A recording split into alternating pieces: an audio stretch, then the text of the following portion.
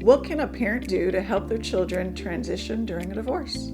It is the most challenging conversation to have as a parent because you really want to get it right. I would tell parents that most kids are going to remember how you tell them, where they were when you told them, exactly what you said, and how you responded to their response to you telling them the news. So I always tell parents it's really important to plan about exactly how this is going to happen for you and your family to let the kids know. You should plan on where you're going to tell them, plan on what information you're going to give them, and then plan to be there to support and help kids as they try to navigate this divorce with you. I tell this to parents when I represent them as clients, and also I really reinforce this to parents in my role as a guardian ad litem. This is a very common problem and to be expected in almost every divorce. Two parents are going to always see a situation and handle it differently. As parents, you handled certain situations in your marriage with the kids even differently. So say, for instance, there's some minor things that your spouse did while you're married with the kids that wasn't the way that you would have typically done them or got on your nerves a little bit. That same thing's going to happen in the future with that parent because they just view the world differently and just react differently to things. What I tell parents is to be most concerned about safety issues. And then you need to have a very quick conversation, not in front of the kids, on your safety concerns, what you would expect the parent to do, or maybe some different suggestions on how to deal with it. And hopefully that conversation outside the presence of the kids can lead to that behavior to change. We care a lot about what ends up happening to the kids through divorce. And so we talk with parents about very common behaviors to look out for.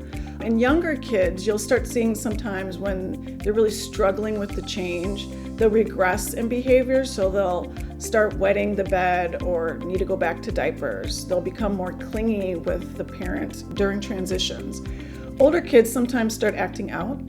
They will become more moody or disruptive in class or misbehaving in public events where they normally didn't. Teenagers sometimes will go completely opposite and start missing class, start being more depressed. So you should really watch out for those large signs that shows that your kid is struggling with the transition. There are 5 things that I suggest to parents trying to help their kids through any transition or traumatic event, including what's now going on in the world. So the first tip I give is, number 1, establish routines with your kids. So that's typically routines during transition. So when one parent is dropping off the kids to the other parent, bring your child inside, start dinner right away if that's what you want to always do, or start a meal right away, or just help your kid unpack so they can get settled back in your home.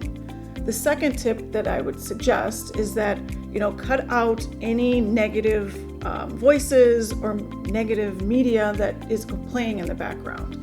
Because kids are also very sensitive to all what's going on around them. So hearing parents who have friends or family who are talking negatively about the other parent can be really hard on the kids. And also them just dealing with the hard news right now with some of the challenges that America is facing is hard. So try to minimize that exposure. The third tip I would have is to engage with your child. Pick up activities and do things that your kids are really interested in right now, and just be there, participate fully, because more than likely those times are the times when your kids are going to open up. Fourth, you want to make certain that you are getting outside and doing activities together. Release some endorphins by running or doing some sort of exercise, get on your bikes. Get out there so that both of you are feeling good, physically. And then lastly, make certain that you're taking care of your body with good nutrition, drinking plenty of water, because when you feel good on the inside, it just also radiates to the outside. Thank you for watching this video. Please like, subscribe, and share. Your interaction with our content is greatly appreciated. Visit sterlinglawyers.com to learn more about our firm and meet our attorneys.